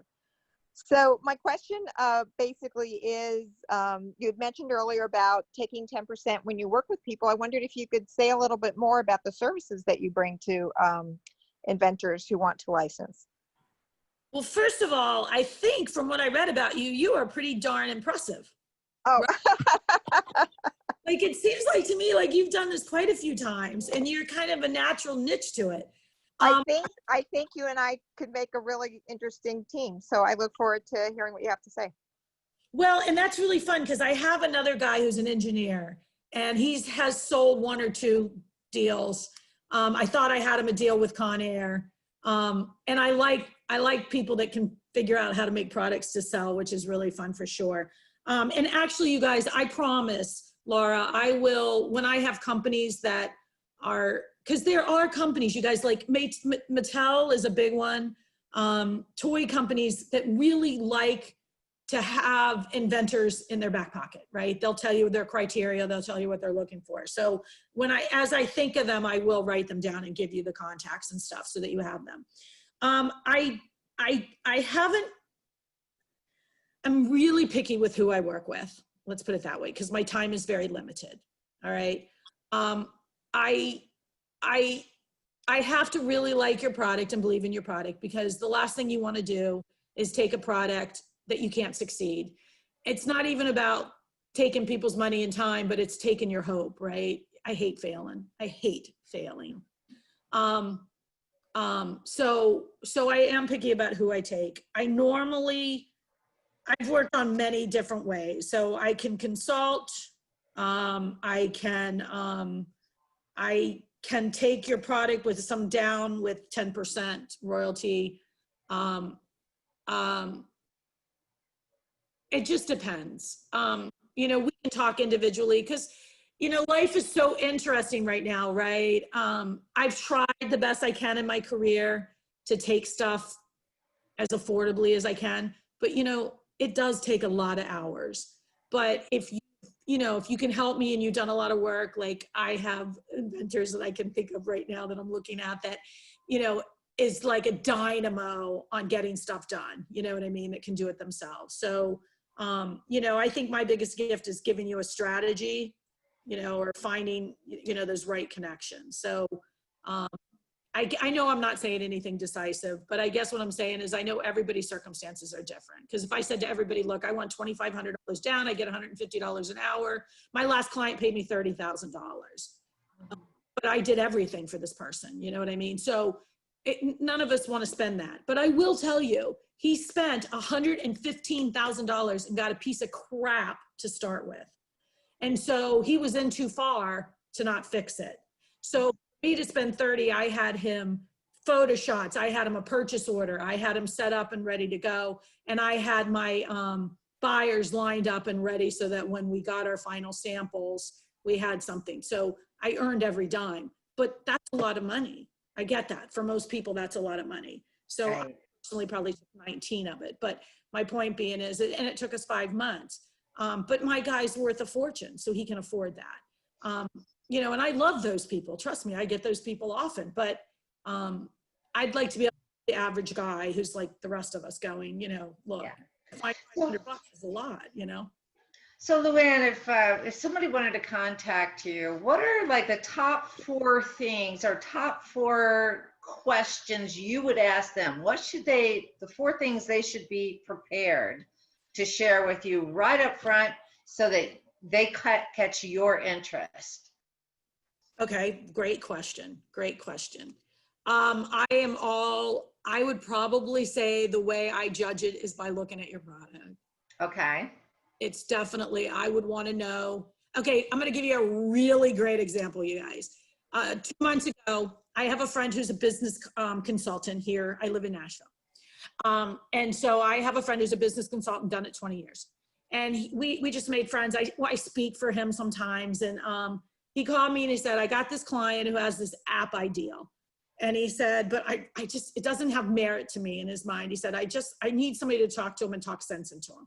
The guy, excuse me, looking to borrow another $70,000, $80,000. He's like, please, I don't want this guy to go in debt until, you know, give me your feedback. We get to the table. It's an alert system. I can tell you this because of my story. So it's an alert system so that your phone would tell you when a vehicle, emergency vehicle is coming up behind you. My first gut was, isn't that what the siren does? Right? Like, why do I need an app to tell me what I hear? You know, right? So he goes me and sells me. And I said, listen, I get what you're saying. I love that strategy, but you're investing another 100. So he'd have over $150,000 into me, what is already the siren, right? Don't you guys all hear it within whatever? So into my mind, I'm going, stupid idea. You guys, I got home, I looked it up. It's being done. They've been doing it for 5 years. What turns out is I took his patent and said, give me your patent. I sent it over to my attorney and these people have infringed. So now I'm going to fight for an infringement, but I'm not going to fight it like an infringement because you guys know if you accuse somebody, they file $30,000 and you're stuck. You have to either come up with $1.5 million or you're dead. So what I'm going to try to do is create a licensing deal and get 50,000 down because they're going to waste 30 anyway to fight us. So try to take it as a licensing deal. And my guy happens to be connected and get him some more sales. And so what we did was instead of taking 5% royalty, we're going to take 5% on the licensing deal for the kind of infringement piece to add an asset. So they're going to buy the license. I mean, the patent, now they have an asset, but then we're going to sell the other for 10% as a referral thing. So we can make real money. So that is a strategy. So that's what I said. So it's, I don't know if it's necessarily what you tell me as much as how good is your product? You know, is it out there? How much competition? I'm not a really big fan of, in the beginning, I thought you want the hottest new product out there. Drivetrain, 155 miles to the gallon. Everybody wants it. Frig, I couldn't sell that sucker. This thing, I got 31 million, right? But what I have learned is when you have to educate somebody on buying your product, it's really hard. Yeah. So it doesn't hurt to have something already introduced because now they get it, right? Okay. People are already accepting to an ideal. So if you have to change a concept, that's really tough. Okay. So they should be able to really kind of show their product, either video or, you know, through. Yeah, give me a sell sheet, give me a diagram, give me something. Or even show it, you know, you can set up a Zoom meeting with somebody and they can show it to you. Yeah, that's fine. So I'd want to see the product. I want to see your coverage. I want to see what you know for competition, and I'll still do my own homework. And I want to know what you know for cost and retail. I want to know the same thing. How is somebody going to make money off of this? I'll tell you, I mean, because I have what I want to call a day job, because I have a consistent job, I take, like I said, you heard, I've got 3 or 4 little things going, but none of them take a ton of my time. So if you had if I looked at something and I went, oh my God, sit tight, and I'd send it out to somebody I know, because sometimes I can do that, right? Sometimes I get really lucky. Sometimes you don't like the answer, but sometimes I can get really lucky. I'll be more than happy to help you guys do that. You know what I mean? If I've got something in my back pocket that makes sense. Or I will be more than happy to come back and say, look, I've got a really creative way for you to nail this. Because that's, you guys, you know that, right? In real world, every single pizza company is sending you the same discount card in the mail. Come get pizza, it's this. Everybody does that. But who's fixing a pothole? I mean, not that that's the best example, but you get my point. If you do something that makes more sense, then I'm down to, look, we got 3 people to try. This thing is hot. Let's give it a shot. I would love to help. That, you know what I mean? That doesn't take a lot of my time. Yeah, if you send over to me and you tell me, if you need me to, I have an NDA. Because you guys, this is the gig. When I did my pantyhose, I spent $300 in my time. That's the way the world has to work in this industry because it's too expensive. I'm going to tell you about UpRev because that's the reason we're here. We're going to charge you $100,000 for everything you embed. I mean, we're not a low-end company, right? We do it and we do it right. So we have really incredible products on the market. My team are incredible engineers and we do work with inventors. We are trying to get better and better and better so that we can be scrappier. So listen, I'll make you all a deal. How's this? I will give every single person in this room a 30-minute free consult. You will answer this question for me. Are you all in? All in. Are you willing to give me an answer? Because this is an ideal I have. My product development company, this is what happens. You're an inventor. Let me just clarify. How we eat is on companies like Boeing and DRS and Sun Nuclear, right? Real companies that keep us going day to day. But what we love is taking new products and figuring out how to make it. So we have one, this globe. You guys, you're gonna be able to sit in an airport and get an eye exam. And we built that from a napkin to what you're seeing. Love that. We absolutely love that. Those people spent $350,000. At the very end, they went over to Jabil, wasted another $100,000 and came back to us. That's real for us, okay? So I got this brilliant idea. You know Makerspace? Are you familiar with Makerspaces? Okay, Makerspace, that whole phenomena has 2 billion people in it, okay? So those are people that like to tinker. And so they created these Makerspaces and they have like a 3D printer, they have like a CNN machine. And so you could go in there anytime you want, you pay your membership. It's like $100 a month, $250 a month. I think in California, they're $450 a month. It depends what's in there. And so if you're a really cool inventor that can make and prototype, you love it because you don't have all that stuff at your mercy. And now you can spend $250 and go anytime you want. That sounds like it makes sense, right? You guys buy into that? My ideal is I want to sell engineering services in that same way. So you'd buy a membership. So you'd be like, look, okay, so for $1,000 a month with a minimum of 3 months, I'm going to buy real live engineering service. So this is what happens. I get inventors who have 70,000, but it's going to cost 110 to make their product, right? But if you got in the door and you started with my engineer, then they have a way to work with you and get what I call scrappy. So they get a little better at figuring out what you want. But when we quote a job, we have to assume the risk, right? So we have to assume, just like when you're building a house and you tear out a wall, you don't know what's behind it, right? There's a risk. So when we quote, we have to quote for a risk. So let's say you have this really cool idea and you have to prove it, okay? So if you have a product like a pantyhose pack, you don't have to prove that, you guys. I could get a licensing deal without having this. But if you have a product that's a technical product that has to prove that it works, you have to do that, right, you guys? So you need an engineer to prove that that works. But what if you could spend $1,000 a month and get an engineer? Now my team has PhD engineers, I have software engineers, I have electrical engineers, you know, I have a group. So you're really buying the whole team. So let's say you come in and you buy this membership for $1,000 for 4 months. So you know you're going to commit to $4,000. But if you went anywhere else, you might be spending $70,000. But you might find out in that 4 months, holy crap, I got to a point where I can get an investor.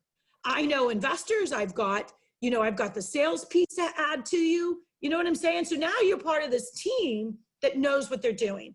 And so you buy a level of membership, and then you get what you need as you can afford it.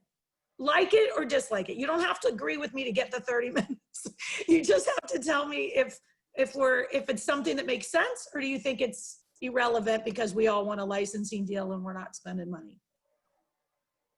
Has anybody, Keith? Anybody? Wait. Keith, you got muted again? I think that's a great prospect for some, and that it's not a good prospect for others. It depends on the person, and it's going to depend on the product. But let's say that you've taken it as far as you can take it yourself, and you need help. That service would be worth its weight in gold to improve it to the point where it's going to be interesting to the right people. And most inventors, I think, are in that lot where they're kind of stalled out as far as knowing, I've taken it as far as I can myself. I need somebody to take it to the next step, and not get stuck in the mud. So for a lot of inventors, I think that would have a good prospect. I don't know whether it be a 1 month or 4 month type thing, but then there are others, people out here who quite frankly overrate their own product because it's their own, and that would be a disaster for them. Right. So there's everything in that spectrum, I think. Right. Okay. Yeah, thank you. No, that's a great response. Yeah, I think, there's, as I'm thinking of everybody in our group and that I've known, that's a great deal for some people. And, we all know it's not inexpensive to bring a product to market. Being an inventor is not a cheap thing. We can cut corners wherever, but you got to realize there's going to have to be some money spent at some point. So it all kind of depends. Sometimes people are very, very naive, and when we first get them, we kind of bring them to reality, of what it might take, what it costs, and where to go. But there's other people that are ready to, kind of pull the trigger, give you a call, and say that that's the greatest deal. What do Okay. you tell them when you say how long it takes and how much money? It really depends. Sometimes there's people that come to us that if they have to scrape together the money to get the $250 to join our organization, then I'm telling them that, you're probably going to have to spend some more, So some people just have this thing of, hey, I got a great idea. I'm going to be a millionaire next week, Okay. Yeah. And then, I'm realistic with a lot of people saying, it doesn't happen overnight. It's not easy. There are people that can take it and bring it really fast, but for the most part, it's not going to happen next week. Yeah. You guys, this is the best example I can give you. 2 years ago, I saw a stat said it takes 8 years to get an average product to market. The reason the article was written was because we're now in this world of Kickstarter and things are flying. So the world used to work where it was an 8-year cycle. It was anywhere from a $250,000 to $1 million to launch. That was just kind of the rule of thumb. And I used this example. I saw this last year. I think I saw, you guys probably saw it. There was a commercial with Barbara Corcoran and Mark Cuban for Target. Did you guys see that?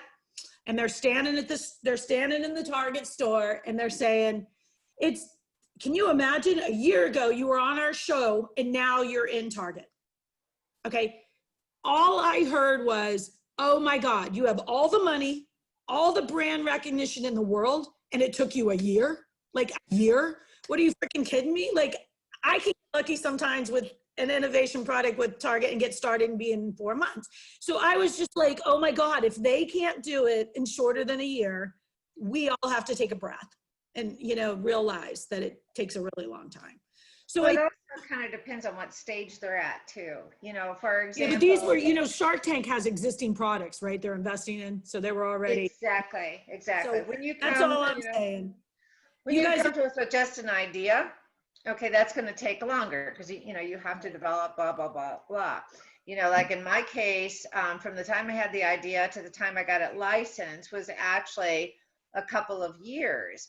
But once I actually learned everything and figured out, oh, I want to license it, I had it licensed within like 6 weeks. Yeah. And I had no idea what I was doing. That's been a long time ago. But, nowadays there's so much more information we can get. So there's no set amount of time. That's awesome. That's awesome. This is the There's no greatest. set amount of time at all. But I also had sales experience, and Nice. a lot of people don't have that too. So, there's a lot of things you have to bring to the table that help move it forward. And you know what? We have we've run over a little bit. Sorry, guys. You have a hand up, Laura? Oh, okay. Who has their hand up? Ty Zoe? Go ahead. Hi, regarding the, I just wanted Luann just to give my thought on the engineering is that, I'm scrappy like you, and I just went through this with kind of this kind of cool coupling unit that I'm developing. And I got the manufacturers to use their engineers to tell me if it would work. So I guess that's possible too.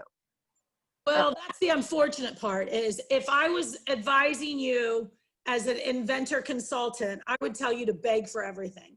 Like I would get you to figure it out from every other angle. But I was just looking at it from our perspective where I do get inventors that come in all the time that have good chunks of money. They just don't have enough, and I was trying to figure out would it make sense. So I think it's so needed. It's so needed.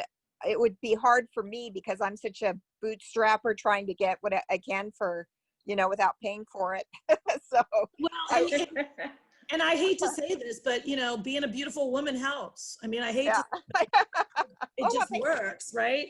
So it's amazing what a woman can ask for and get help with, right? So they've been very helpful. That's been my whole career. It's like, please help me.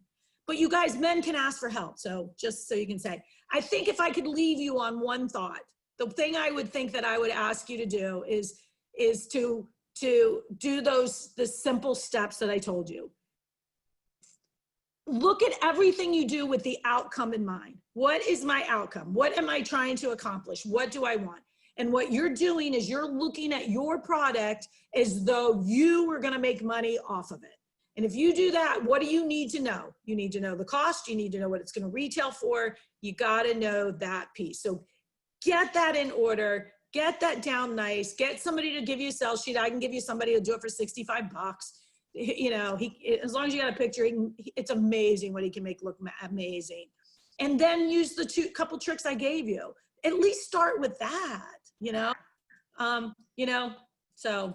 You have shared with us just incredible information. At this point, what I'd like for everybody to do is go up to the top right corner of your own image screen, unmute yourself. Please, everybody go ahead and unmute yourself. While you're doing that, I'm going to remind you at our July 1st meeting is going to be Rob Angel, the inventor of Pictionary. So put that on your calendars. That's going to be an interesting, very interesting. Cool. Yeah. He's I've talked a little bit back and forth with him, and he seems like a very, very kind person, very motivating. So I would encourage everybody to join in. Okay, one of the reasons why I had everybody unmute themselves is we do have to wrap the meeting up, and I would like everybody to give Luann a hand. Thank you. That was just awesome. I hope I didn't overwhelm you or bore you. Oh, your energy is just inspiring. Okay, because I hate to be too much, but I want to help in any way I can. I've been there. I know what it's like. Right. Hesitate to call or email. Email me first, though, you guys, and we'll schedule something. But I'm there. I really am. Okay, Luann, thank you very much. Thank you all for attending. And we'll see you again soon, okay? I'm going to end the meeting. Thank you. Thanks, Peter, for doing all the tech. Thanks. Bye. Bye, guys. It was a pleasure.